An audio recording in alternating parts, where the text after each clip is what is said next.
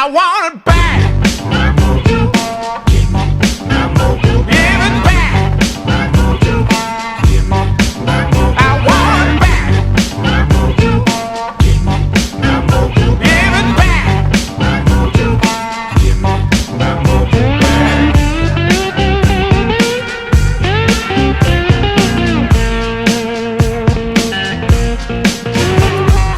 Now you know what I'm talking about.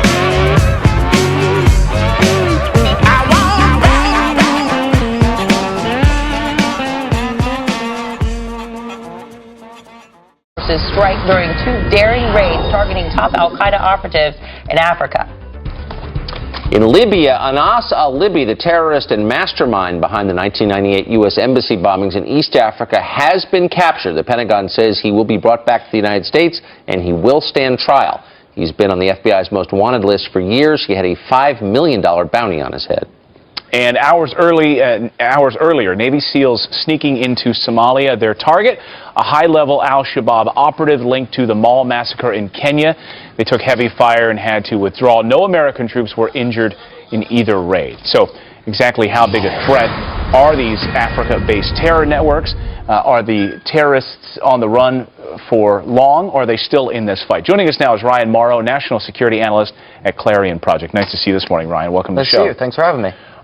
When Secretary Kerry says that they are on the run, no matter where you go, we will find you, is that true? We know that, in fact, we went into Somalia and tried to get the top guy in this network, and he ran away, and we couldn't find him. So is that true? Are they on the run, and are we really clamping down on al-Qaeda or picking off these leaders doing enough?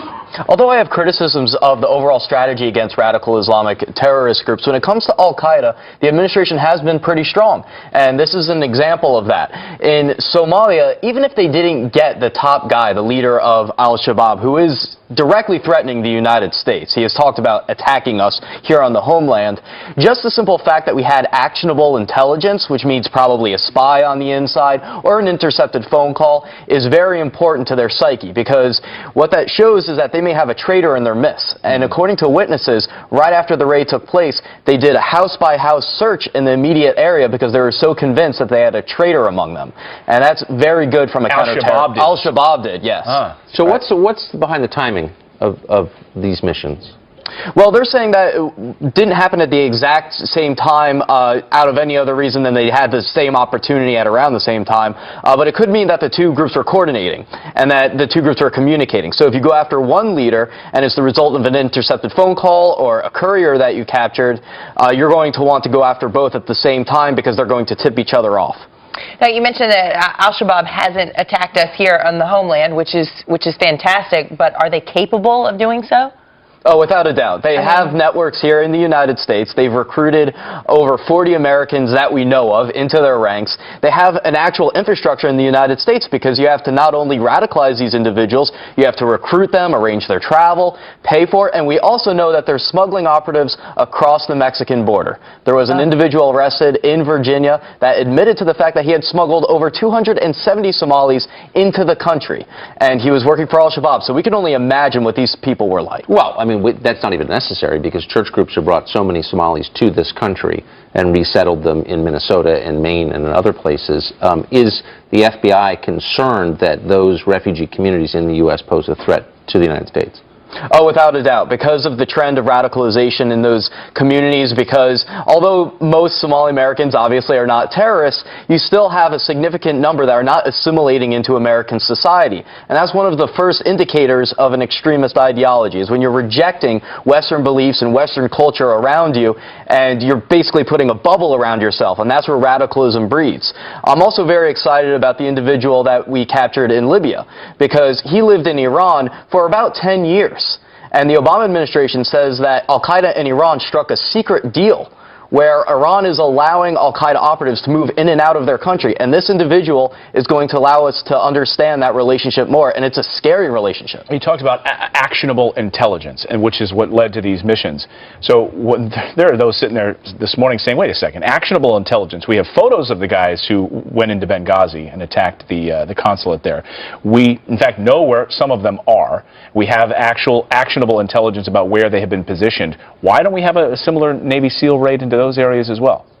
Because of the cost-benefit analysis is what they would argue. They say it's not worth the risk of putting our guys on the ground and in harm's way for those individuals. They would rather take a more patient approach, and the individuals in Libya have them arrested by the Libyan government if it ever happens. I agree that I'm getting frustrated with how long that's taken.